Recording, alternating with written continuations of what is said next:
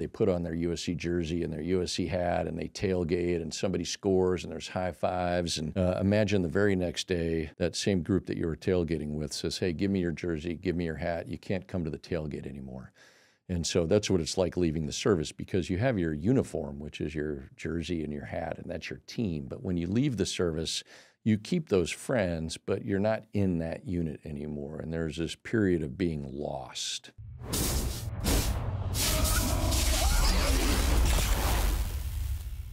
One path is a long, winding, unpaved, back-breaking, bumpy, miserable road to a place called success. The other road is straight, paved, smooth, comfortable, and that road ends up in a place called failure. Welcome to the show. I am Kyle Matthews on the Matthews Mentality Podcast, where we dive into the mindset of the world's most driven founders, CEOs, business moguls, athletes, and entrepreneurs. Each episode will turn our guests' wisdom into practical advice that will help you build a deeper understanding of what led them to success and the mentality behind what got them there. Let's get started. Welcome to the Matthews Mentality Podcast. Today, I'm here with Scott Carvet. Scott is a professional pilot and is on the board of directors for the Blue Angel Foundation. He is an instructor and evaluator for United Airlines in Denver, Colorado, the number 5 pilot for the Patriot jet team, the only civilian jet demonstration team in North America, and was a stunt pilot in Top Gun Maverick. We're definitely going to talk about this. And the aviation safety supervisor in Mission Impossible 8. He was the Navy's first commanding officer of the only F-35C stealth strike fighter squadron in the U.S. inventory. Scott's accumulated over 6,300 flight hours and 658 carrier-arrested landings on 11 aircraft carriers. He also served during 5 combat deployments and has flown 91 combat missions supporting Operation Iraqi Freedom. He is also the author of a book called Full Throttle: From the Blue Angels to Hollywood Stunt Pilot. Scott, I can't thank you enough for coming on the show. Thanks, Kyle. I appreciate it. It's great to be here. Yeah, welcome to Nash Vegas, you know. So look, you've done a lot of things, and we'll try and cover them all today. You've been involved, let's just say, many facets of aviation, serving in the Navy to being a pilot for the Blue Angels, what I'll call a blockbuster stunt pilot, right? And also now a book author. Is there even a typical day, but what does a typical day look like for you now? That's a really great question. I can't even say that there is a typical day necessarily. And so my wife is a saint because she allows me to just pivot day in and day out with whatever is taking place. So I told her at the beginning of the week, I said, oh, and I'm going out to Nashville. I'm doing a podcast, and I've got an interview with ABC. She's like, wait, what? And you're like, don't worry about it. Yeah, well, she usually just go, okay, well, great, have a good time. You're doing an interview, you said ABC today? Yeah. What are you covering in that interview? Well, we're primarily going to talk about excellence and establishing a culture of excellence and driving company and corporate organizations towards being better and executing better. And I usually talk about the Blue Angel debrief and how do the Blue Angels drive excellence year in and year out with a 50% turnover rate. 3 pilots are brand new to the team each year. Wow. Most people don't know that. Is that required? Is there a maximum time you can serve in, or is? Well, it's a shore tour, a recruiting tour, if you will. I used to go when we were living in Cleveland and my dad was playing for the Browns. We used to go to the air show every fall, and that was the highlight, was the Blue Angels. I tell you what, I have memories of flying in Cleveland, right there on the lake, and flying by Cleveland Stadium, the Browns Stadium, that's right. Looking up at the top of the stadium because the pass was so low. I have a very vivid snapshot of that. No, so where would you say, and again, no typical day, but if you had to pick one thing, where are you spending most of your time today? Most of my time is spent in Denver and in Colorado. And that's where you live? And that's where I live. I live in Colorado Springs. And so I get up from a work perspective, I'll call it my W-2 job at United, and go train pilots how to fly the 737. Evaluate. One of my passions is the behavior of pilots on the flight deck. We have 3 generations of pilots flying, so we have grandparents, parents, and grandchildren. How do they differ? Oh, significantly, generationally. Yeah. In the way that they interact. But when you're I don't know if I want to know this, because if you say, well, pilots between 30 and 40, they don't do. It's like next time I get on a commercial flight, I'm gonna notice the age, and get nervous. But what would you say is some of the differences, just high level, between the different generations? I think primarily it's with the phone and the interaction with the phone. And so the older generation, I'll say 50 to 65, they didn't grow up with phones in their hands, and they got on the flight deck, and they understood the ramifications of flying. And you said nervous. There's no reason to be nervous on a commercial airliner. But we behave differently. I talk about the machine, the environment, and the person. The machines are incredible. We can manage and mitigate the risk of the environment with our iPads and the technology that we have. So now it's about you and I flying together professionally and interacting in a manner that we can take 300 people from one part of the world to another part of the world, land within 14 minutes of our designated time, the technology, and do it professionally. It's unbelievable. The data and information that ultimately leads to flawless execution is so much better. Right. So the younger pilot it's really just disconnecting from their phone. Disconnecting from their phone and letting them. That's true about everything. Like we just walked through our sales floor, and there are guys out there working on deals, and in the middle of a conversation with an owner, sometimes you'll see them with like their phone in their hand. You're like, what are you doing? You have to focus. You have to listen. So it is not unique to pilots. What's unique to pilots is, as you said, the ramifications. And the ability to compartmentalize. You've got to compartmentalize for that time while you're in the airplane, from, I'll say, pushback to landing. That, in many ways, is very exciting. I'm not saying it's not exciting. What are some of the other, I'd say, exciting projects you're working on today in addition to training United pilots?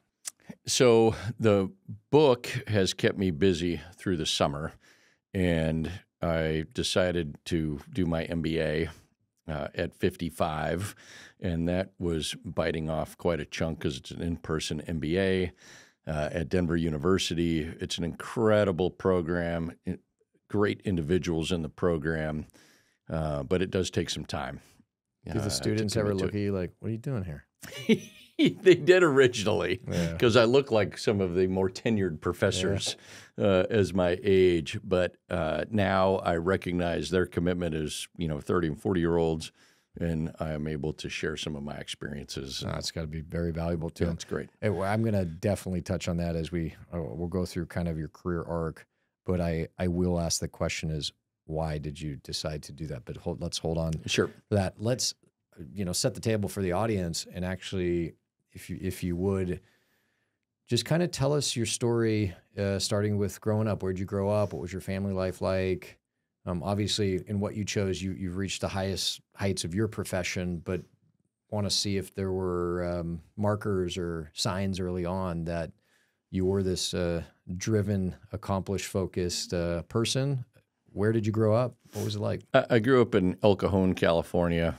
Went to Valhalla High School, and my senior year, my best friend and I saw Top Gun with so many other of our friends in 1986. It really was the best recruiting movie ever. For sure. Okay. Yeah, absolutely. I can remember sitting in the theater and the music starts and the steam on of the catapults, and I thought, I want to do that.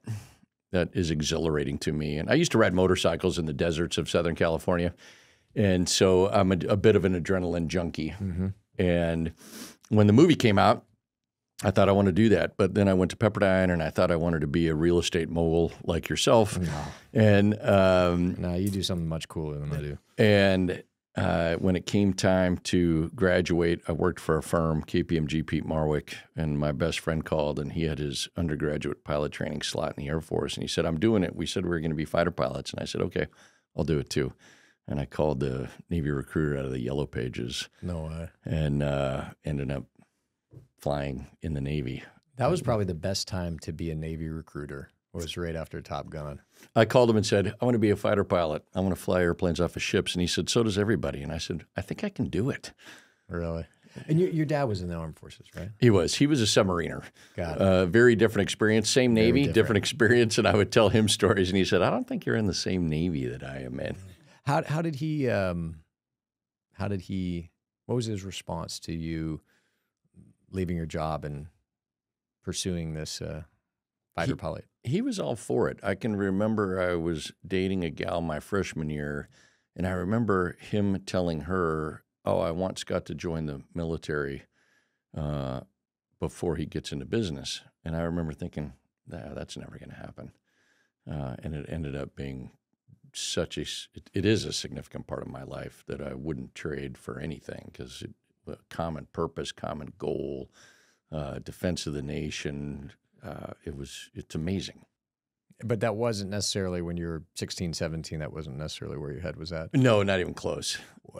Tell us, what were you like as a kid? I think that, a little If bit I of was to ask your dad, what would he say? You know what? This is what I was like as a kid. Remember the movie 16 Candles and Michael Anthony Hall's character? That's what I was like as a kid. A little bit of a spaz, kind of committed to everything, wanted to experience it all, did a little bit of student government, was an athlete, played football, was track, pole vaulter, water polo, and I was just kind of, I would say, experimenting, because I wasn't sure where I wanted to commit and what I wanted to do. And so in hindsight, I would say it was a little bit of a spaz. All over the place? Yeah, just all over. When you did something, would you say you went all in the way you would later in your career? Was that already there? Was that something that turned on later? Absolutely. And when I decided to commit to being a pole vaulter, then I was all in on pole vaulting. Just prior to my senior year, I decided that I wanted to play water polo. I don't know where that drive came from, but I went all in on water polo. Probably some girl you mentioned. I'm sure that it had something to do with the cheerleaders. Well, that's usually what it is with the young men. It's I think well, that's why I went to Pepperdine. People say, "Why'd you go to Pepperdine?" Pepperdine's, yeah. And I went great. Because I used to umpire youth little league on those baseball fields. Oh, right did you on the really? bluff. Yeah, right outside Pepperdine. Yeah, I went to Pepperdine because Brad Dewey's older sister went to Pepperdine. There you go. She was fabulous. I would argue the prettiest campus in the United States. Yeah, it's incredible. It's great. But brothers, sisters, grown up? Older brother, 2 years older. I honestly credit him with so much of my success because I always wanted to keep up with him physically, mentally. I wanted to hang out with him. I wanted to be like him. And then did he beat you up, toughen you up a little bit? He beat me up a lot. That's good. Yeah. Right up until I was able to compete. I also have some brothers that, so I take credit for their success. I used to beat them up. Then one day they got bigger than me, and I was like, all right, we need to stop this. Exactly what happened in our family. All right, so El Cajon, this is right outside San Diego. Yep. High school, were you a great student, a good student, average student, if I may ask? I was an average Your kids are going to listen to this, so make sure your story's consistent with what you told them. My kids know that I am the academic rock in the family. Okay, I tell them that I have a PhD from the School of Hard Knocks, but academically I was a B student, 3.0. B's get degrees, right? Yeah. And so you played football, you played water polo. I assume you felt like, okay, I'm going to go to college, and it sounds like you went to Pepperdine because someone's sister went there. But what was that process like? Were there other schools you were looking at, or was that just where your heart was set? I was looking at the UC system, and I knew that I was going to go to school in California. And I actually really wanted to go to UCLA. That's where many of my peers were going to school. I'd applied to San Diego State as well, but Pepperdine accepted me, and it seemed like a great opportunity. So I ended up going there. And what'd you study? Accounting. Got it. I didn't go there to study accounting. Accounting just made sense to me. It was kind of black and white, and it made sense. I didn't find it difficult. And so I became an accounting major. Later in your career, again, we're going to touch on this. You had to have tremendous discipline. You had to make sacrifice over long periods of time to achieve what you did. The definition of serving in the armed forces is, by definition, sacrifice for the country, which we very much appreciate. Was there something in your childhood that maybe an experience that prepared you for that? Was it something? Was that an experience or a decision to sacrifice and have discipline to achieve a goal, no matter how hard or how far it out? Was that something that you found yourself doing as a kid, or was, again, that just something that turned on later? I think once I committed to applying to the Navy, I knew that I wanted it really bad. I wanted to be a pilot in the Navy, and I wanted to be a fighter pilot in the Navy. And so I think I blossomed in the Navy. I get a lot of people that say, how did you go from accountant to fighter pilot?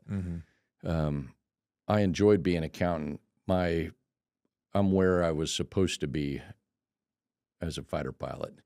And so once I got into the military, the discipline of the military and the training of the military, I was very well suited for.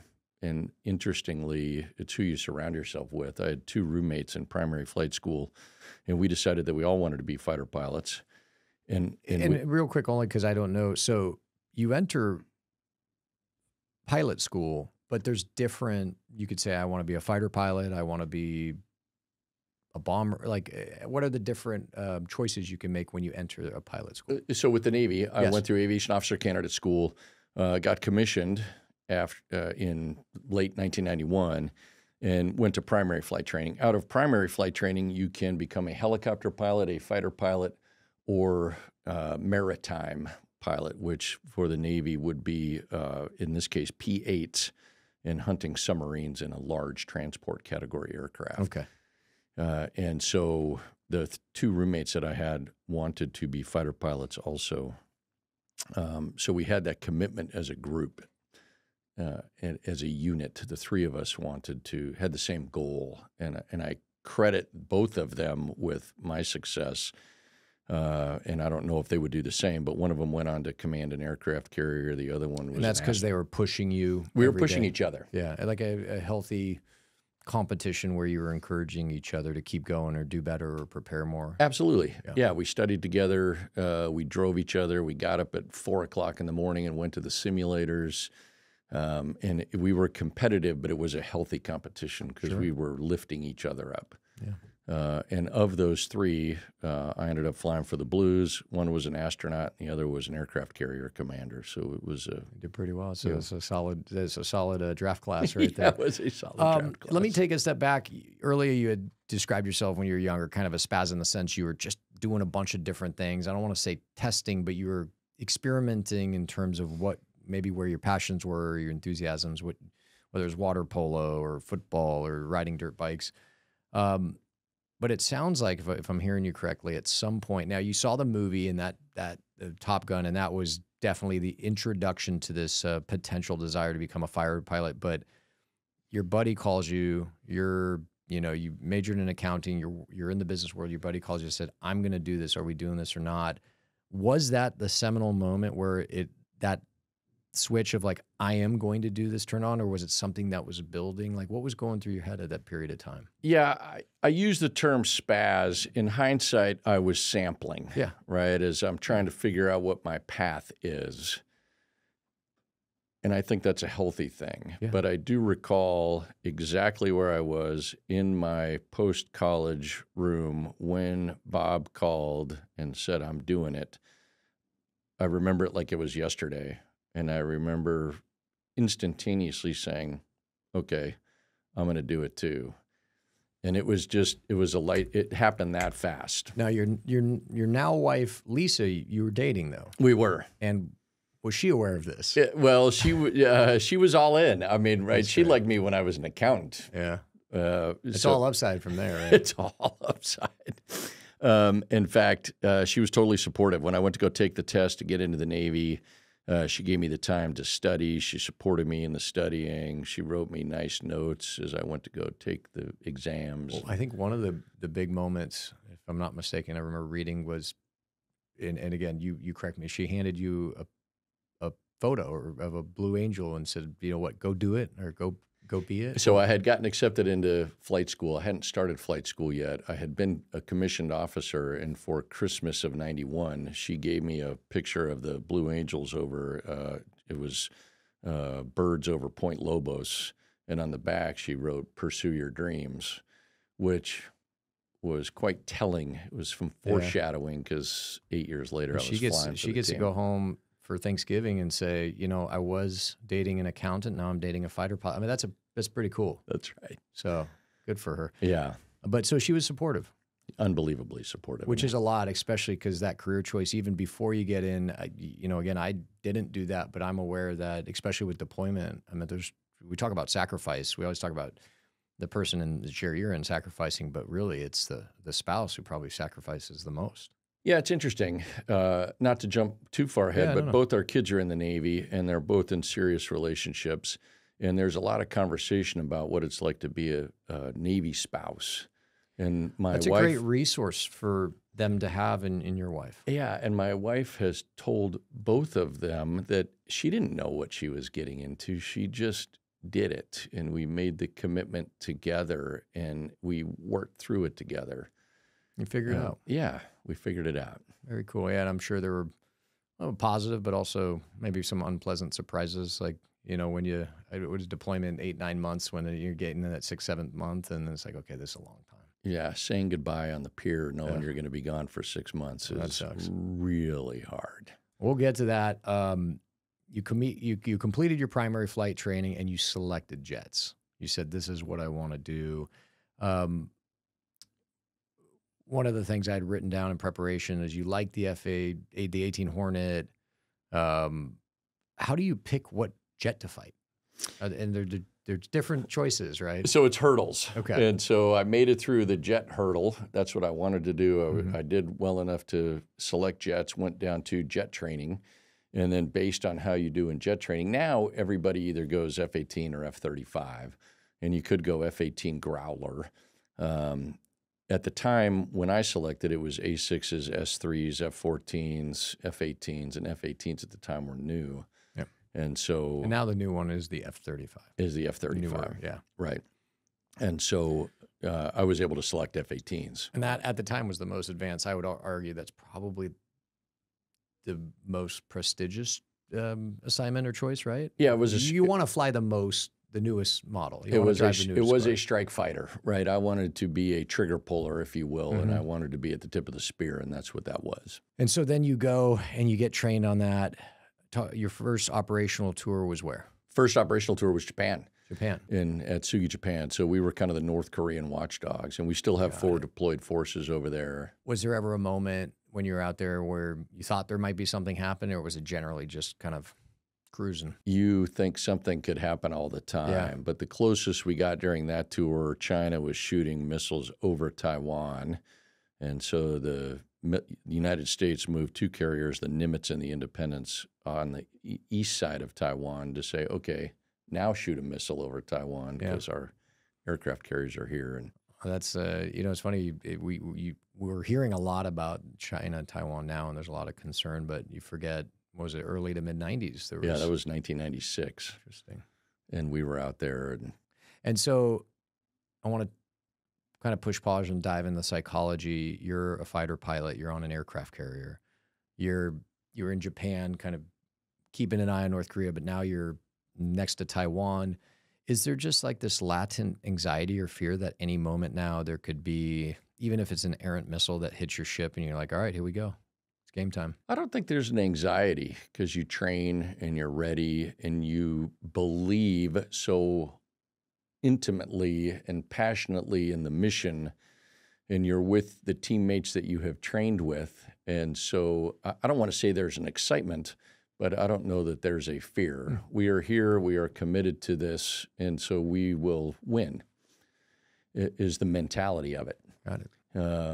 And so you prepare for that. You prepare for victories. Well, what about, I just read an article, I think it was this morning, about Chinese fighter pilots buzzing U.S. fighter pilots, like getting too close to them. It happens all the time, every day. Every day. The Russians are out there. The Chinese are out there. It's a constant do we at least cat do it and back mouse to them? game all the time. Okay, good. And We're so, just the only ones the complaining term about it. buzzing, right? But we fly next to. You're just messing with them. You're checking each other out. You flip them the bird. every now and yeah, then. that's a fact. You learn 2 words in Chinese and Mandarin. Starts with F, ends with U. There's a lot of hand gesturing going back and forth. So sign language. I'm sure it's all in good fun. All right, so you're in Japan, stationed there. Then you went to Iraq in 1996? We went to Iraq in 1996 into the Persian Gulf as part of Operation Southern Watch. And what did you do while you're out there? What was your experience like? So what was interesting, we call it green ink because you use a green pen when you write it into your logbook as combat time. and that's how you log the combat time. And so, And that's different than like a black pen or a blue pen. yeah, just so for black pen is normal day operations, red pen was nighttime, and green was combat time. Got it. So that you could easily identify it in the logbook.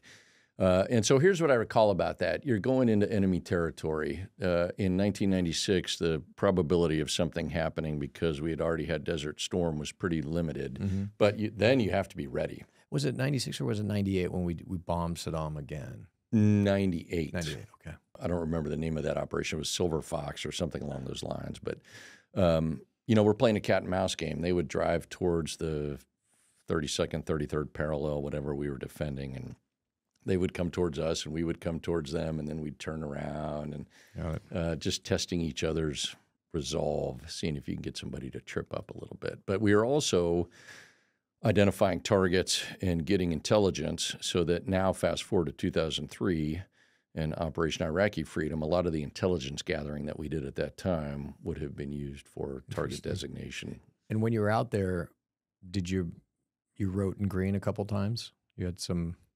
During that, I remember this because it was for that deployment. I had 10 combat missions during that deployment, and so that was a big deal. And what is, again, assume I know nothing. What is combat? Is it firing a rocket? Is it avoiding anti-air? It can be any of those things. It means that you are over or in enemy territory. Got it. And whether you engage the enemy or not, or they engage you, doesn't matter. You're over the skies of enemy territory. Interesting. Yeah. If I'm not mistaken, pre-Iraq War, there were parts of the country that we controlled their airspace. Was that? I'm trying to log my memory. There was a northern parallel and a southern parallel. And so we were primarily F-15s out of Istanbul in Turkey were patrolling the northern area, and the Navy was patrolling the south. And so they had a very thin band, the Iraqi Air Force, that they could operate in. Okay. And how long were you in Iraq? That time it wasn't very long, maybe 6 weeks. We had taken the aircraft carrier over from Japan through the Indian Ocean to the Persian Gulf to demonstrate that capability and exercise our battle group, the Independence Battle Group. But this is part of your total deployment. What's the total time you're deployed? Is it 8 months? Like in a time? 6 to 7 is kind of a common Navy deployment. It can get up into 9 and 10 months. So this particular deployment was 6. 6 months. Yeah. And so you're gone for 6 months. Yep. How was that at home? And we were talking about it, almost joking about it at breakfast in terms of there were no phones, there was no internet. It was you were writing letters, right? Yeah. We would number the letters, number the envelope in case they got out of sequence. You could keep track of where we were in the conversation. How was that? Yeah, I mean, it's something that you know is going to happen, and so the spouses they rely on each other. I'll say they become their own tribe. And they have to rely on each other, and they help each other with kids, and they help each other as a group, the same way that when we are deployed, we help each other and support each other. And so we're not separate, but you've got to have that familial unit, if you will, to get through it, because you can't go through it independently. No. And so it's hard, but it becomes part of who you are and part of your relationship. One of the things we talk about on this podcast, I think 100% of the time, Zach, is sacrifice. And, these high achievers, what I call them, people, whatever they chose to, whether it's real estate, whether it's armed forces, anything in between, to the height of their profession, there's many, many layers of sacrifice. And in this case, you and your wife collectively very much so. Were there ever times where you felt, or you question, like, gosh, why am I sacrificing so much to do this? I never did, because I was all in, and it's what I wanted to do. I don't know that Lisa did either, to tell you the truth. There were hard days, certainly, but I think it made us both very independent and yet supportive. I want to ask a loaded question. No, go ahead. Could you have, or would it have been easier or more difficult, either or, if you had done it alone in the sense you had not met Lisa, you were not married, you were just you. Would that have been harder, easier? I know this is hypothetical, but I can't imagine doing it without her. Yeah. Because the way that our relationship evolved over 32 years is, she's the COO of the family. In fact, she's actually the CEO and COO. I'm the CFO. So, no, but she ran the family, and she did a remarkable job. And the best way to describe that, honestly, Kyle, is both our kids went to the Naval Academy, and everybody says, oh, Scott, that's great. You were able to help get them in the Naval Academy. And I said, I didn't do anything. I may have inspired their passion to be in the Navy, you didn't make any calls. Lisa took them to practice. Got it. She made sure they did their homework. She held the standards of excellence at home because I was gone. Yeah. And so Lisa deserves the thanks and the credit. And I mean that wholeheartedly. Mm-hmm. I'm not trying to just give her that in some humble way. I mean it entirely. I think anyone listening, especially those who have children, they can draw a straight line there. Yeah. Part of the reason I bring up the sacrifice and, was it worth it is I'm in the real estate business and I run a real estate company, and in no way does that in any way compare to what you did. But there are young professionals out there, not only in this industry, but across the country, and they don't have to be young in age, just maybe even young in whatever they've chosen to do, new. And a year, 2, 3, 5 years in, it's still really hard. They haven't got to where they want to go yet. And I think so many question like, is it worth it? Or, is this sacrifice going to be worth doing what I want to do, as you put it, or getting to where I want to go? And so whenever I have a guest in this chair, I always like to kind of dive into the psychology of were there moments where you're like, oh, geez, this is maybe harder than I thought, or do I want as bad as I thought? And everyone's answer is different. It sounds like your answer is like, no, I knew this is where not only I wanted to be, but where I was meant to be. I remember working really hard for long periods of time. But it kind of goes back to if you love what you do, is it really work? And so I remember there were certainly bad days, but overall, it was a joy. And I get a little uncomfortable when people say, thank you for your service. And you're like, no, thank you. Yeah, thank you for allowing me to serve. Yeah. It was amazing. It was an incredible experience. Great people. And so I had a mentor that would say, the days are long, but the weeks and months fly by. And so when you have those long days, keep putting one foot in front of the other and driving towards your goal. It's funny. There's, again, a lot of younger people at Matthews, the company, and a lot of them are entering the phase of their life where they get married and they have kids. And I tell them the same thing. I say, when it comes to kids, the days are long and the years are short. So it's a little different iteration, but it's true. Every day is a battle, but then all of a sudden it flies by. We were talking about breakfast, how quickly it flies by. Your kids are what, 26, 24? Yep. Yeah, it flies by. It goes by so fast. And so interestingly, as you talk about going through your sales group, and they're young and they're chomping at the bit, right? And it's actually really inspiring to me because there's so much opportunity for them out there. I know. And they inspire me.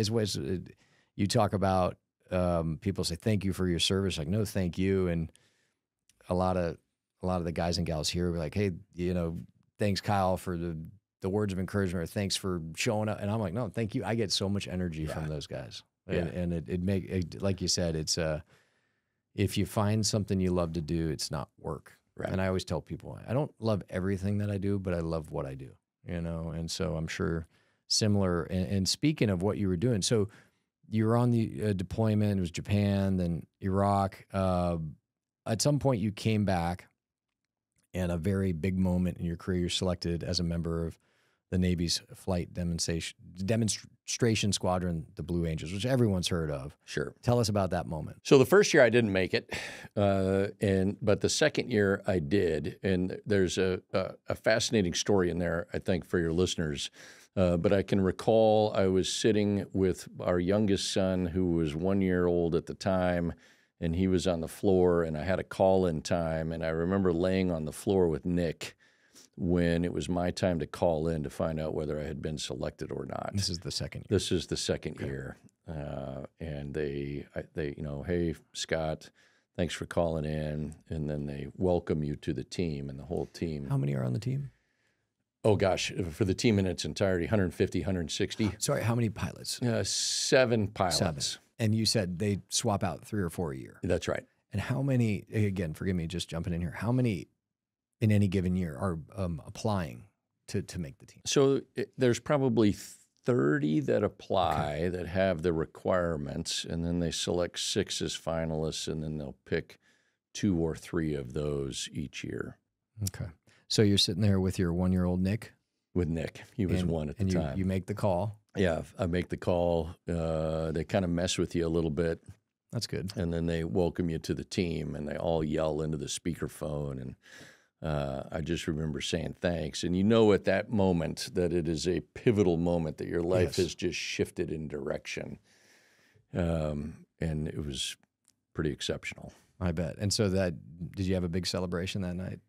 I don't recall a big celebration necessarily. This is life dreams. I don't think everyone, if I had to guess, has a dream, a life dream, maybe multiple, but oftentimes even if they accomplish it, it isn't as how would I say, tangible. Right. Your dream, going back to when Lisa handed you a photo of the Blue Angels, said, pursue your dreams. I'm giving you the literal playback of what you told me earlier. All right. Yeah. So you actually achieved the dream you were pursuing. I think a lot of people, they may achieve it. It's harder to measure. Does that make sense?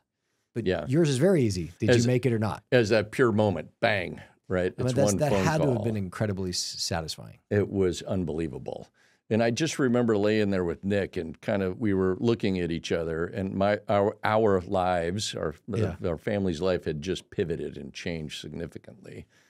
And so when you say pivot and change, what does that mean? Because clearly there's going to be a different day to day or month to month, I guess, in your field. Does that mean you're going to get to stay domestic? You get to stay in the U.S. You're not going to deploy as much. You're not going to deploy as often. Like what, other than the prestige of just saying, "Hey, I'm a Blue Angel," what is that difference? Yeah, that's a great question. I think as a pivotal moment, I had just joined and been welcomed into an organization that operates at a level of excellence that few people have the opportunity to operate in, and to equate it to your USC football experience, right? They accept you, you're on the team, and you always get to be a USC football player. I always get to be a Blue Angel. And so I'm having a hard time kind of defining what that is. Yeah. They can never take it away from you. They can never take it away from you. And so in the history of the Blue Angels, there's been maybe 270 pilots. It's a pretty unique group, but it's also quite a responsibility. They say all humans have a desire to be part of something bigger than themselves. And, it's kind of a concept of tribalism, which in a tough way leads to conflicts around the world like we're seeing today. But I think everybody wants to be part of something bigger, a group or a tribe. And then you're talking about one of the most prestigious, exclusive tribes, groups that's ever existed, the Blue Angels. You said, was it 270? Yeah, about 270 pilots on the team in the 77-year history of the team. And so at the time, people think that what I would recall is the flying. And what I recall is my favorite part of the team is talking to the Make-A-Wish kids, inspiring others to join the service, and the ability to change people's lives based on what I represent. That is significant. Mm-hmm. And I'm still held to the brand standard, because if I do something that doesn't meet what people expect of the Blue Angels, they will let me know. And so I still have to. It's a responsibility. It is a responsibility. It's a lifelong responsibility. As I think everybody knows, life is not all ups. There's downs. And one of the just interesting parts of your story was within a very small period of time, you had this unbelievable high, achieving your dream, the literal achievement of a dream. And then very shortly thereafter, you went through a lot of adversity. I think there was a crash. Your mom, you mind sharing with the audience? No. You're sitting there with your 1-year-old looking at him, getting the call with so much happiness. And then shortly thereafter, there was a tragedy. So 1999, we talked about the joy, this pivotal moment of being selected to the Blue Angels. Let me go back to June of 1999. We had a crash in the squadron I was in. We had one fatality, two people in the plane, one person ejected safely. The student passed away, and I knew the student. I was the accident investigator for that. Investigating an accident where you know the individual who lost their life is hard. Mm-hmm. And that includes going to the site. That's going to the site. They're in going through the wreckage. I don't want to get into detail, but I'm sure your listeners can understand. And so I did that investigation. Now in September or July, I get accepted to the team. They asked me to join the team. In September, I joined the team. So now I'm going to be a Blue Angel, and I've checked into the squadron. September 99. September 99. Mm-hmm. October 28th, 1999. The Blue Angels lost an aircraft in Valdosta, Georgia, two pilots, Kieran O'Connor and Kevin Colling, and they both lost their lives that morning. And was it just like an engine malfunction? No, it's a little bit of a gray area. We think it's what G excess illusion is what we believe was the causal factor, which is a vestibular issue that has to do with pulling G and angle of bank. Okay. And so... or what we would also term a G-induced physiological episode. So they crash, they perish. And I can remember walking out and seeing the plume of black smoke as it happened. And there's that moment where you know it's bad, and you're hoping there's parachutes. And this is because it's more or less on the base you're on. Yeah, we were at Valdosta, Georgia, preparing for the air show during what we call circle and arrival maneuvers. So it's horrific. We execute this plan.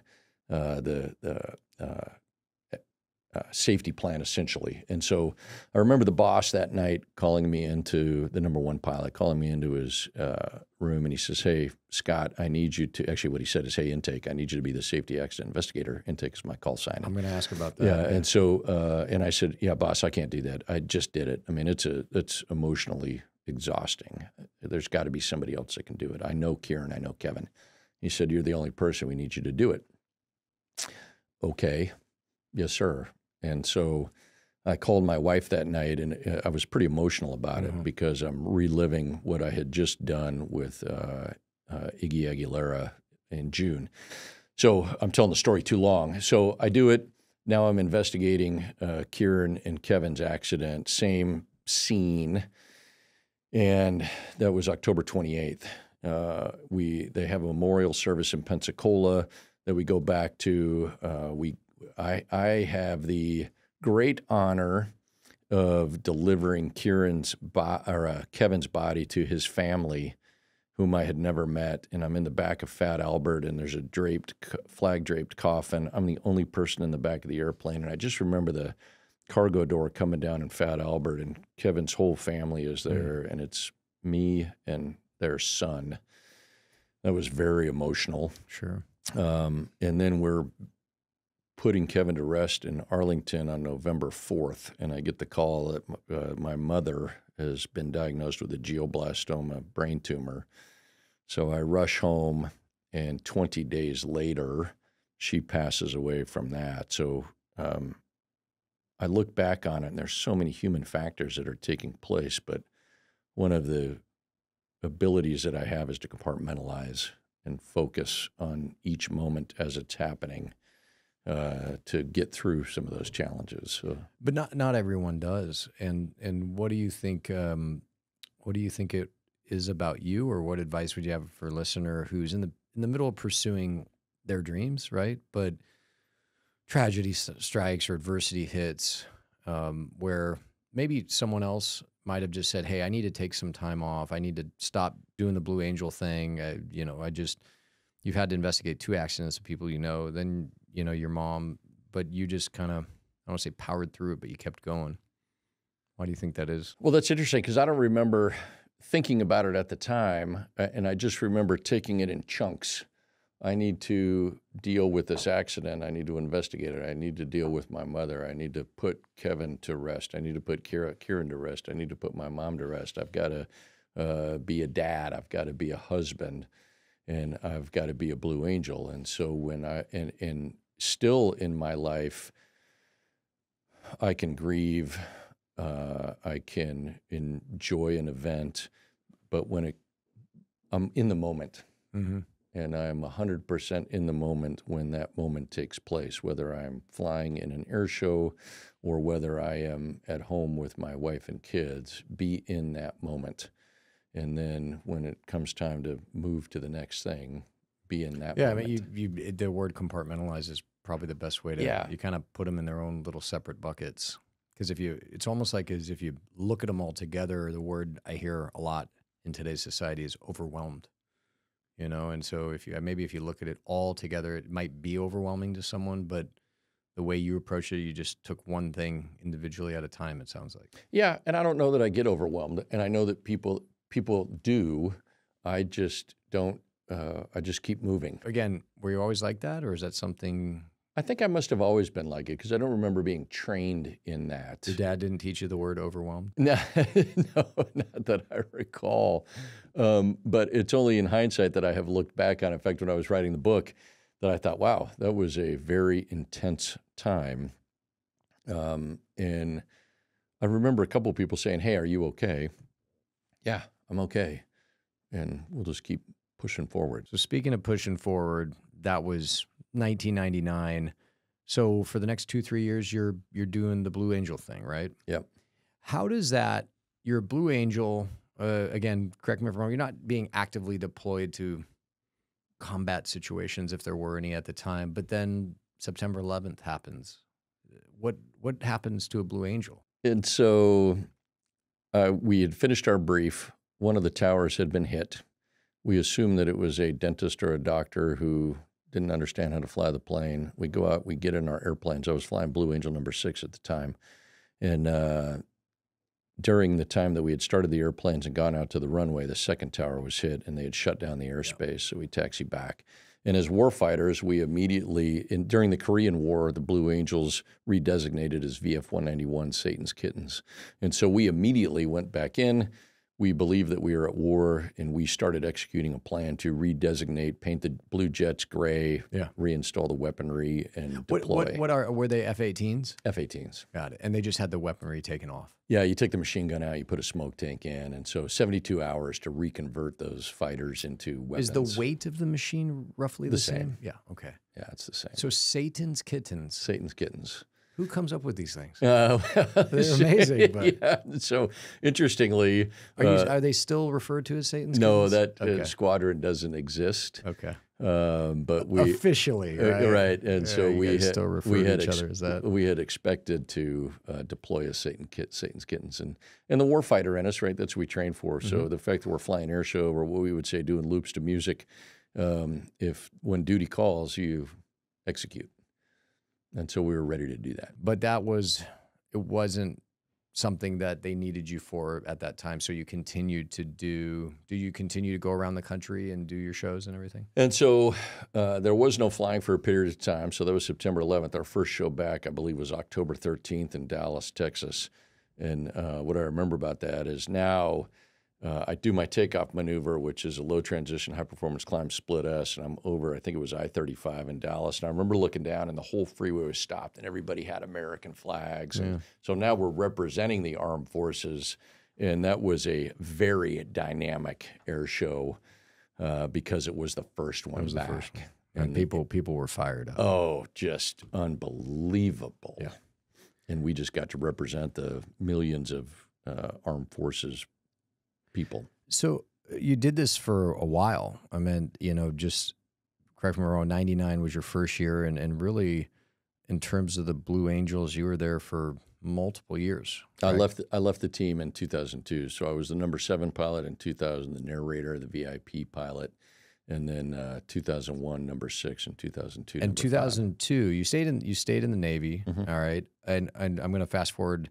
Was it 2008 or 2009? You did 2 tours in Afghanistan. Well, so just really quick. So talk about war and Satan's Kittens, and we didn't convert the airplanes. We didn't go to war. And then in 2003, I left the team in 2002, and then they sent me over in 2003. So I went from flying upside down in air shows to shock and awe immediately. And so I got to the squadron to train. So that was Iraqi Freedom. That was Iraqi Freedom. Okay. And so in 2003, I'm off the coast of Cyprus on the USS Roosevelt going into Tikrit and Mosul and and that was 4 months after I left the team. And I don't, again, it's classified, you can't talk about, but if it's not, what was a typical mission or run like for you? So we were the night carrier, and so we would sleep during the day. We'd get up about 8 o'clock. They would serve breakfast at 8 p.m. We would have breakfast. How's the food? We would brief. Not bad. It's pretty good. And then we would launch at about 11 p.m., go hit a tanker over Kyrgyzstan, and then turn south into targets into Kiryat Mosul, northern Baghdad, come back. And so you're launching weaponry into a specific building or I don't want to say a tank or something, but what are you firing at, generally speaking? At that point, it would depend what the ground forces needed neutralized. And so the entire country was broken up into boxes, 60 miles long, 30 miles wide, and we would turn south. We'd be assigned an area, and then we would talk to Joint Tactical Air Controllers on the ground, and whatever they needed to neutralize, we would And were neutralize. you coordinating with someone on the ground who was, pointing a laser at something? Oh, absolutely. Okay. Yeah, so they would, if they had a troops in contact, engaging forces, or needed a weapons cache destroyed, then we would help them. I think one of the first things we did was take out their anti-air capabilities. But were there moments in your and maybe one specifically, if you want to talk about, but was there a moment or moments when you're flying over Iraq in the middle of a war? It was a war where it got, there was a close call, or there was a moment where you're like, gosh, like this is pretty hairy? I remember going we were headed into northern Baghdad, and it was at night, so we had our night vision goggles on. Our night vision goggles, you can actually see all the AAA and the tracer fire, and they would still lock us up with their surface-to-air missile radars, even though they weren't necessarily launching surface-to-air missiles. And so I can recall headed south, and you could still see the AAA, and they're lighting you up, and but I don't ever remember necessarily being scared. I just remember being on high alert. That was the real thing. Yeah, because we were in the arena, and it was game on. And so it was interesting as you leave, and as you're flying back over Turkey back to the aircraft carrier, you'd have this great adrenaline dump. You get really tired. But you still had to go land on a ship.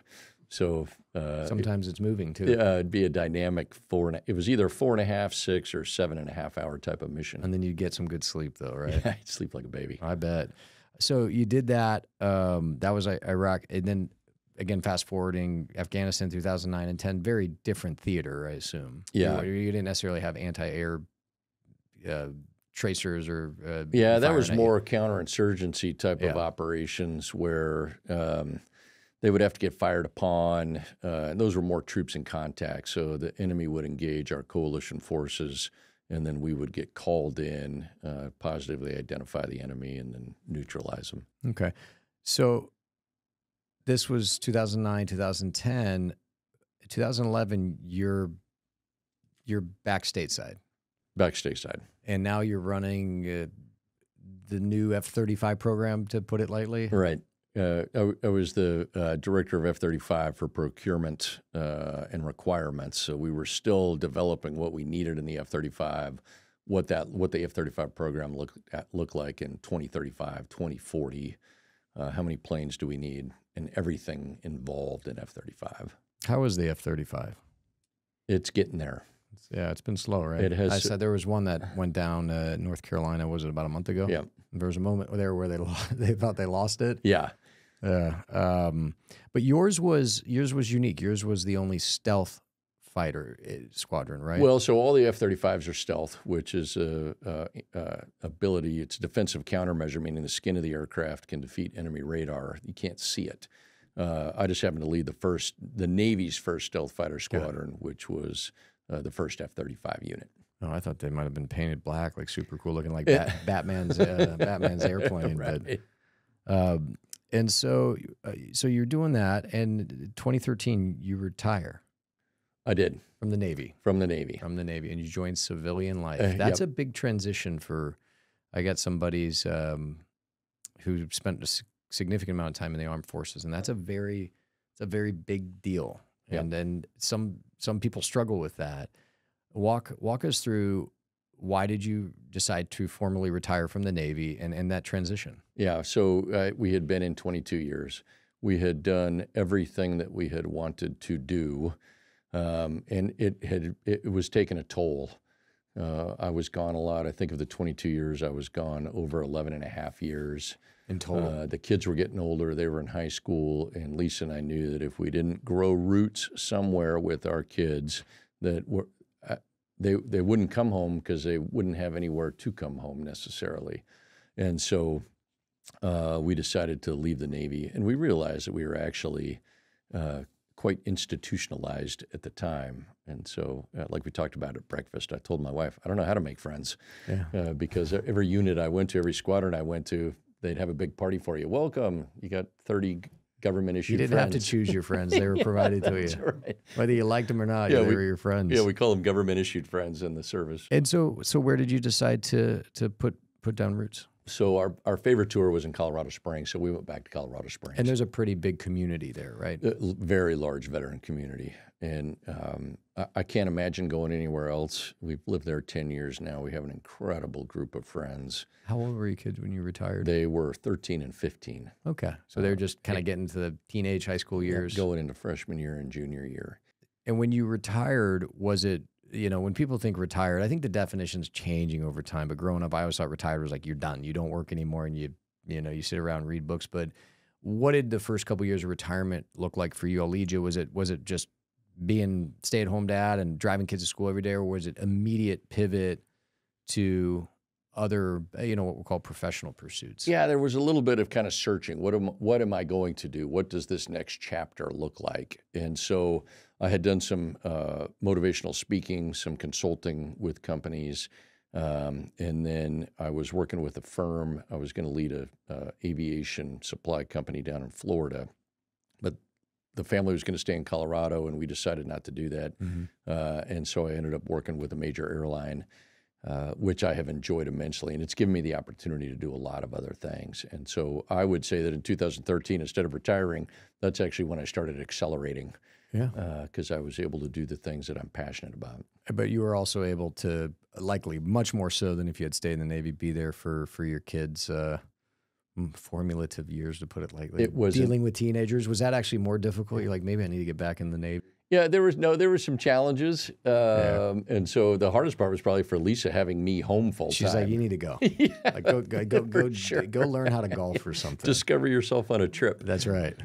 That's funny. But now, so again, fast forward, you wrote a book, Full Throttle. Was that something you knew you wanted to do when you left the Navy? To write a book? Yes. Oh, gosh, no. Writing is exceptionally difficult for me. I'm more of a math guy. My dad always fancied himself a writer, and as I would tell him stories through my career, I'd say, you got to write a book, you got to write a book. And so he came down, he's got dementia, and so part of it, after I had filmed Maverick, people kept saying, how did you get to do these things? And so between that and kind of honoring my dad, I decided to put those stories into the book. And but it was never really a dream of mine to write a book. I'm very happy that I did it. Sure. And just to let the audience know, not only get yourself a copy, read the book. It's fantastic. It's 20% of the proceeds go to help veterans. It goes towards the Blue Angels Foundation to help prevent veteran suicide. That's right. Yeah. So that's a very good cause. Now, you beat me to the Maverick thing, but we got to talk about it. Sure. All right. I grew up in the 80s where there were, Top Gun was the peak of them, but there were just movie after movie that really almost ridiculously portrayed American excellence in combat movies. Right. Obviously Arnold and Stallone were leading the charge there. But, Top Gun was the movie that, again, I didn't follow through on it, but I guarantee you when I watched Top Gun, I was like, I'm going to be a fighter pilot. And it had been a long time, it felt like. Yeah. And so when I heard, Top Gun 2 was coming out, I got pretty excited. And Tom Cruise doesn't age, so I was like, okay, this might work. Right. So I went into that movie, and I was really excited because I have, young kids, and my son, 12, my daughter's 9, is kind of like that age where they're old enough to really get into it. And I was so excited to take into it, but I had very high expectations. And that movie, I'm just telling my personal opinion, beat my expectations. It was a phenomenal movie. It was so well done. How did you end up in that position to what was the position? How did you get that? I mean, I'm sure people would have loved to have been in that position. And like, tell us about the experience working on a movie set, because very different than, you know, flying over Iraq in the middle of the night being shot at by anti-aircraft missiles. Right. So I had a friend who I was on the Blue Angels with who asked me if I was interested in flying for the Patriot jet team. And I said yes, and I was asked to fly the number 5 jet for the Patriot jet team. The owner of the Patriot jet team, Randy Howell, who is a very good friend now, put cameras on his jets to try to get the cinematography contract for Top Gun. They were awarded that contract. When it came time to train the actors and actresses, they asked Randy to train them. And based on my combat experience, Randy asked me if I would come train them and get them ready for the film. So Glenn, Monica, Jay, Danny, we flew all of them in these jets to get them worked up. How for did the they do? F-18. They did pretty doggone great. Oh, Yeah, that's in good. fact, yeah, I don't remember any of them throwing up at all. Did any of them pass out when you hit those climbs? No, not in the L-39s that we were flying. So that was a great experience, and I thought that was going to be just this remarkable experience, which it was. That was December of 18. And then in June of 2019, they needed to film the final fight scene. And Randy called and said, hey, I need someone to fly the final fight scene with me. Will you do it? And I said, yes, absolutely. So where was that filmed? Northern California. Yeah. Yeah, in the Middle Fork of the Feather River in Northern California. So all those granite cliffs that you see at the end of the movie, yeah, it was just incredible flying. And how many days was that? It was only 2 weeks. So it was 1 week up in the mountains flying through the canyons, and then a week flying out of Camarillo, off the Channel Islands for the water scenes. And it was really intense flying. And to put that in perspective, that's coming from a Blue Angel and someone who's been in combat 5 times. Yeah, there's a lot of credibility when you say that. Yeah. So those scenes were pretty wild in the movie, and you assume there's always some cinematic embellishment, or that it's not really that, but the way it was filmed and the way it came across on the screen, you're like, no, I think they're really doing those things. Oh, we were really doing those things. And so through the canyon, as the chase airplane, you're 30, 40 feet off the ground. You're chasing the other plane. You're moving dynamically because it looks great on film. But the first day that we flew under the helicopter, and the helicopter was at 100 feet, that's when you realize it was real. It's pretty intense flying. Does the U.S. Navy, do they cooperate with that film? Like, do they let you borrow an aircraft carrier and do those, or is that something you pay for, or are you just using their film? No, and so all of the F-18 flying and the carrier work was done all with Navy pilots. And so the work that we did was the final fight scene with the F-14 and the Su-57 as we were. Was that the bad guys? That was the very end, yeah. That was the end of when Maverick and Rooster steal the F-14. The old one, yeah. It's such a great scene. Yeah, it's a great scene, right? It's a great storyline. And so that was the flying that we did, kind of the last 8 minutes in that final fight. Got it. And did you get to, I have to ask, did you get to work directly with Tom Cruise? I did not in Maverick, which is interesting. And so we just did that filming. None of the actors were there for the part that we had filmed. And then fast forward to 2022, Randy called and said, hey, I've recommended that you be the aviation safety supervisor with Tom for Mission Impossible 8. Tom's going to call you tomorrow. Great. I'll be ready for that Zoom call. That's funny. And so the first time I met him was on a Zoom call. He was over in London at the time. And we had about a 6-minute conversation. And he said, we'll see you in South Africa. Sounds great. I'll see you there. And how'd that go? It was awesome. That's very cool. Yeah, he's a remarkable individual. He seems like he's got unlimited energy. It's true. Yeah. In fact, when I came back from South Africa, and he very about like doing his own stunts, right? That's his thing. Yeah, he does his own stunts to the point where the director's like, no, we don't want you doing this, but he insists. Yeah. So on that 6-minute Zoom call, he said, yeah, no, what you need to do, Scott, is you just have to keep me alive. Great. I can do that. That sounds good. And then when my wife dropped me off at the airport, she said, have fun in South Africa. Don't kill Tom Cruise. Yeah, that would not be good. So, that's funny. It's wild how, it's your career arc, all the different places it takes you.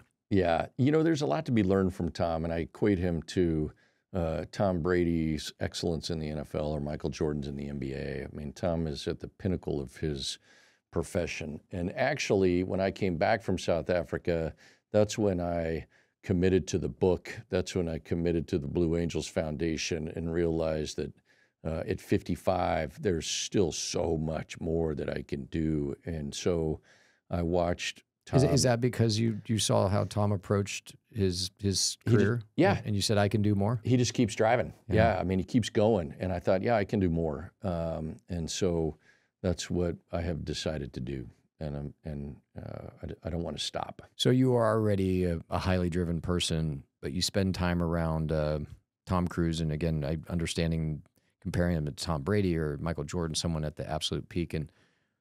And so one of the takeaways that I'm hearing that perhaps audience can listen to is find a way to surround yourself with other highly driven people, because even you, after having spent time around him, said, I can be doing more. I can do more. And then that ultimately led you to doing more. Yeah. And that when you see people commit to excellence and you start surrounding yourself with people that are committed to excellence and doing more and being better and accelerating, you as a group just accelerate and you become better. Yeah, it's inspiring. I've said this before on the podcast. Like, simply, I say this very simply: is I always want to be the least motivated person in the room, because I want to look around and be like, I got to do more. Yeah, Yeah. So a guy like Tom Cruise, he does a lot. He does. So you spend time around him, and you said, I'm going to do more. That led to a book. That led to being involved in charity. What else has it motivated you to do more of? So we talked about pivotal moments in the time with the Blue Angels. And so when I got asked to join the board of directors for the Blue Angels Foundation to help prevent veteran suicide, a pivotal moment for me was my oldest son, Wyatt. His Naval Academy roommate took his own life, Von Solomon.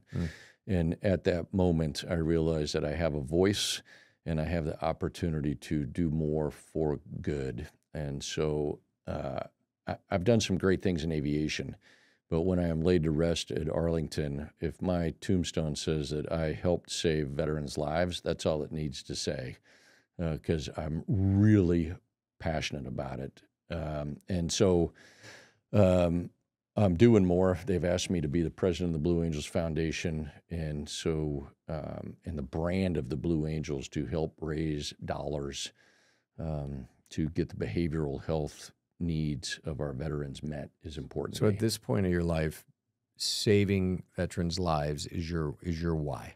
That's it. That's exactly right.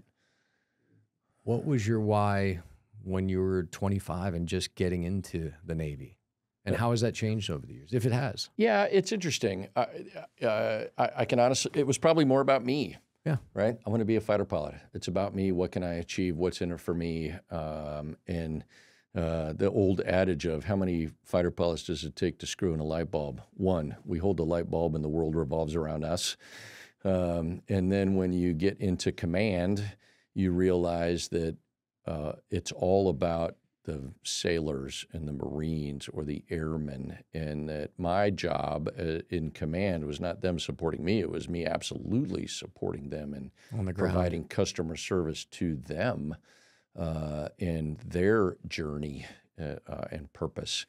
And so now my purpose and journey is to continue to serve our veterans, whether it's through transitional housing, Canine Connection, behavioral health, and the Warrior Care Network. What do you think is the biggest challenge for veterans that leads to these higher rates of suicide and other challenges they have? Let's call it assimilating back into society. What in your experience or where do you spend a lot of time with the charity on trying to solve that? So when I speak to organizations, there's two misnomers that I think our general public needs to understand. One, when you leave the service, it's the equivalent of, we talked about USC at breakfast, right? So the USC fans are rabid. They put on their USC jersey and their USC hat and they tailgate and somebody scores and there's high fives and Imagine the very next day, that same group that you were tailgating with says, hey, give me your jersey, give me your hat. You can't come to the tailgate anymore. And so that's what it's like leaving the service, because you have your uniform, which is your jersey and your hat, and that's your team. But when you leave the service, you keep those friends, but you're not in that unit anymore. And there's this period of being lost.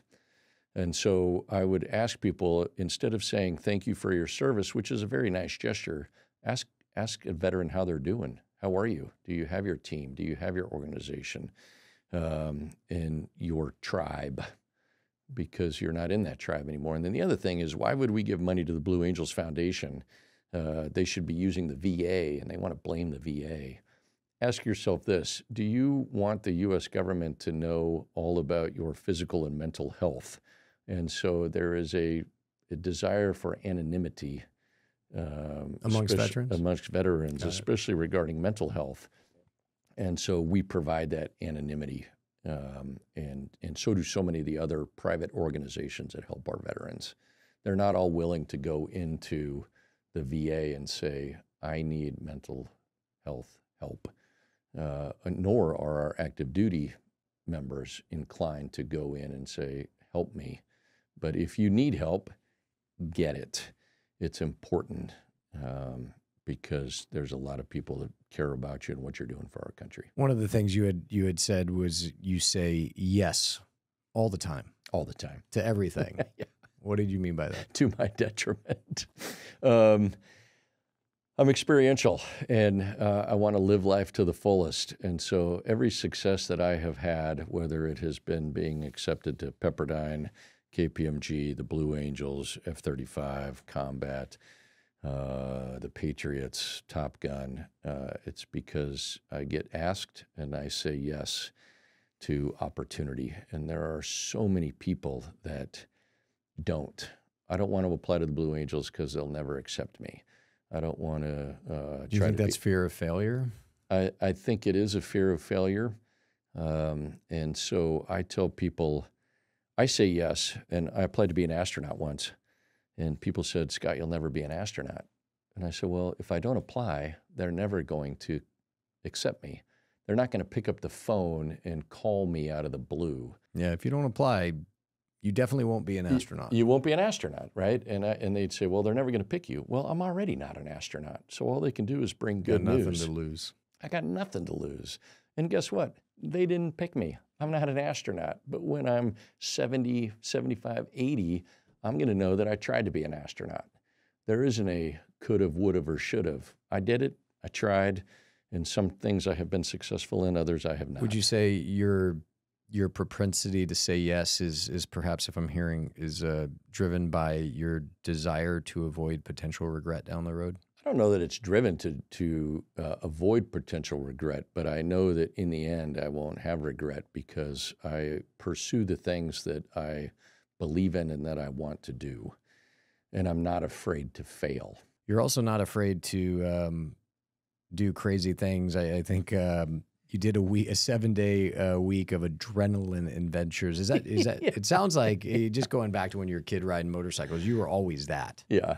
And so talk to us about some of the adrenaline rushes or adrenaline activities you've participated in. Anything that creates adrenaline, I am happy to do. And so, is that because you're almost trying to fill that void? You know, when you're a fighter pilot, it's just part of the job. Right. But my guess is when you stop flying planes over war zones, there is a little bit of a loss of adrenaline. You feel like you're trying to fill that desire? I don't know that I would put it that way, Kyle. So Yep. people will say, gosh, after being a fighter pilot, it must be boring flying for a major airline. No, not at all. You land a commercial airliner in a snowstorm in Cleveland with a 30-knot crosswind and 1180 people are expecting you to stick it. Cleveland has phenomenal weather. This isn't, no, I'm just joking. You know, you got to stick that. That's that's exhilarating. I've got a Can-Am that I take off-road, one of those off-road side-by-sides. It's awesome. I love driving that thing. Off-road motorcycles, jet skis, sailing, anything that is adventuresome and exhilarating, just it gets me jacked. That is very unique. That's probably something you were born with. Let me ask you, as part of being a fighter pilot is part of the Blue Angels, and just being around a guy like Tom Cruise, for that matter. You spent a lot of time not just being a high achiever, but specifically around highly driven, highly accomplished, high achievement, like really manic humans who just go hard and really get to the top of their profession, if I may call it that. Is what do you think? What has been the common thread or the common trait that separates this group of people from a lot of others? I would say ambition. Probably the desire to achieve and the willingness to fail. And so I have failed in investments, in rental properties, but I have been willing to learn from those mistakes or errors. And there are so many people that are afraid to fail or make mistakes that they limit themselves. And then the other one is asking for help. If I want to learn about something, I will find an expert in it, or I will ask questions. And the best example of that, I had so many people and sailors that would come to me and say, I want to be a Blue Angel. And I'd say, great. And they'd come to my office and we'd talk about it. We'd come up with a plan on how to maneuver through the application process and recommendations and what they would need to do. Of the 100 or so people that applied to, that wanted to be a Blue Angel, how many of them do you think actually filled out the application? About 2. And so do you want the fame of being a Blue Angel, or do you want to be a Blue Angel? And how willing are you to sacrifice and commit to achieve that goal? And so to anybody, regardless of age, if there's something that you want to do, go do it. Go do it. Conversely, and you touched on this just now, but what have been the most common reasons, in your opinion, that people that you've met who said they were going to go do something, or they said they had this aspirational goal that they didn't achieve it? You know, what's the biggest reason people don't get to where they want to be in life? Self-doubt. They tell themselves no before they try. Why do you think that is? It's like a defense mechanism? I think it probably is a defense mechanism. Because to try for something and to fail is probably hurtful. So it's, in the short term, it's less hurtful to say, well, I'm just not even going to try it. Right. And so they limit themselves. I could never be a firefighter. I could never be a policeman. I could never be successful in commercial real estate. I could never be a fighter pilot. And they instead of saying, I want to be a fighter pilot, I want to be a fighter or a firefighter, and committing themselves to that track. And it may or may not work out. But if you give it your all, we talked about this when you were talking about football at USC, right? The losses, you may lose a game, but if you knew you left it all on the field, there's a satisfaction. There's a satisfaction in that. And so I don't have any regrets about not being an astronaut, because I tried and I gave it everything I had. And if Elon Musk is listening, I'm still willing to be one. Me too. I don't have as many fighter pilot hours, so, but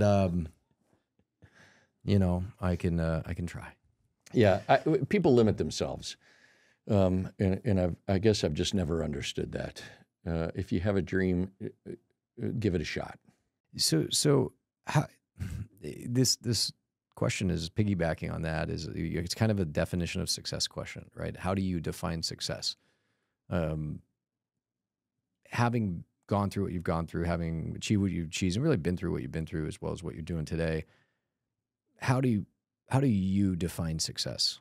Like, I was successful in this pursuit. It sounds like it isn't just always becoming the astronaut, like actually doing it, but what in terms of someone listening in the audience, just saying, okay, I'm afraid to fail, so I might not do this.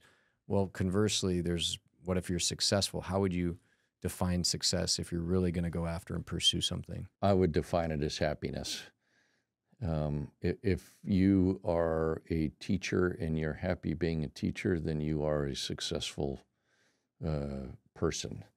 And so if you're enjoying what you're doing, regardless of what it is,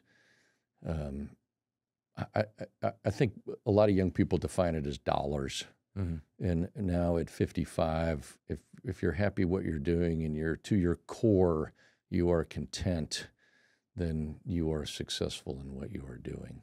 And if you are not content, then go do the things that make you happy and make your life worth living. Yeah, and touching on what you just said earlier, if you give everything you have to it, you'd be shocked at how often you will actually find the material meaning of success, but there's just satisfaction, fulfillment, which are key ingredients of happiness. Satisfaction and fulfillment generally is what you get when you give everything you have, regardless of the outcome. And again, it turns out the outcome oftentimes is actually favorable. Right. But it sounds like you gave everything you had when you said, I'm going to be a fighter pilot, and your outcome was very much what you wanted. But I think when you give everything to it, if I'm hearing you correctly, it's you're going to be happy. Obviously, you want to be invited into the Blue Angels one day, or at least the equivalent of whatever the listener's profession is. But yeah, it's interesting. You're saying, hey, the biggest reason people don't try is fear of failure, right? Right. And the biggest reason people achieve success and ultimately happiness is they give everything they have to something. Yeah, and we talked about that with the effort. Yeah. It takes tremendous effort to be successful in what you want to be successful in, and it takes sacrifice, and not every day is going to be unicorns and rainbows. What advice would you have for a younger listener who, perhaps, generalizing here, they're a couple years into their career and they're working really hard. They're working 80, 90 hours a week. I'm talking like a traditional business setting, but it could be any profession. They're sacrificing. They're getting in early. They're staying late. They're working the weekends. They're making the sacrifice. No different than your sacrifice spending 6-7 months on an aircraft carrier away from your wife and then eventually kids. But what advice, now that you have tremendous perspective, and just I think that's something we get as we get older, right? To a younger professional who's sacrificing and who may be questioning, like, is it worth it? Should I really do this? Looking back at your career or even other people in other industries you met, what advice would you have for someone who's getting going and as it relates to the sacrifice they're going to have to put in to achieve what they want in life? Yeah, Kyle, it's a great question. And I think there's two answers to it. One, you certainly can't do it alone. So it is all about relationships. And extend a hand and offer help, but also ask for help and find people that are experts in their profession and ask them how they did it and ask for assistance, ask for guidance, ask for mentorship. And when people give you that advice and guidance, execute on it. And a lot of people won't ask. I always ask. Getting back to not trying, fear of failure, do you believe I've had this conversation with others, is the reason people don't ask is fear of looking or feeling stupid or something? Like, why wouldn't someone ask for help or ask for a question? Like, why wouldn't somebody do that? I tell people I get asked for a lot of recommendations, and I will always write them for people because they're willing to ask and seek my counsel and advice. And I don't know of anybody that has experience that get asked for help that will say, no, I am not going to help you. And so we as human beings want to help people do well and share our knowledge. And so when people want to join the Navy, I'm a blue and gold officer for the Naval Academy. And when people want to get into the Naval Academy, I will absolutely help you get into the Naval Academy. I'm not going to do it for you. I'm not going to do the work for you, but I will help you and I will guide you and I will share my experience to help get you in. But you're the one that has to do the work, just like the people that wanted to be in the Blue Angels. You want to be a Blue Angel? No problem. I'll tell you how to do it, but I'm not going to do it for you. I can't strike a magic wand and make it happen. You'll show them the way. You're just not going to carry them. That's right. They gotta get there on their own. You've got to put in the effort. The same way that I did. Right? There was tremendous sacrifice. I've never worked as hard as I did in flight school, ever. But that was foundationally what needed to be done. The same way that your sales personnel got here at 6 a.m. right? They're putting in the effort. They're doing the work. That's what they got to do to get to where they tell me they want to go in life. Where they want to go. I tell them the first morning you wake up and you say, hey, maybe this isn't necessarily what I want, or I'm not willing to put in the work. That's cool, man. There's the door. Right. But if this is what you really want, this is what experience has taught me you need to do. Yeah. No different than you in the Navy, but specifically the Blue Angels. Well, Scott, I'm going to say it. Thank you for your service. Thank you. I'll ask you offline how you're doing, okay? Right. Because I'm going to do that moving forward. Because we do run into veterans, especially in the airport. Like, you know, you see them and he's always, at least for me, it's always like, oh, you always say, thank you for their service, but next time I'll ask how they're doing. Yeah. But thank you for being on the show. This was phenomenal. And it's really cool to have a very different industry than, you know, boring real estate or something finance based. So very cool. Make sure you pick up his book, Full Throttle. Make sure you watch Maverick and Mission Impossible 8. Did you get any cameos? No, oh, no. Come on. You know what? Listen, next time, call me, even though I don't represent actors. I'll negotiate in that you get at least like a, you know, high five and Tom Cruise on the aircraft carrier. Right, something. Remember right? when him and Iceman and Maverick, or no, this time it was Rooster and the other guy. Right. They do the flex. You know, you got to be in the background cheering. Right. You know, you get credits, and I think you get like royalties for as long as the movie plays. So we'll work on that offline, but. I can't thank you enough, and I appreciate you being here, Scott. And enjoy our town while you're here, and hopefully come back out with Lisa and grab a dinner or something. Thanks, Kyle. Appreciate it. Thank you so much. Really appreciate it. Thank you.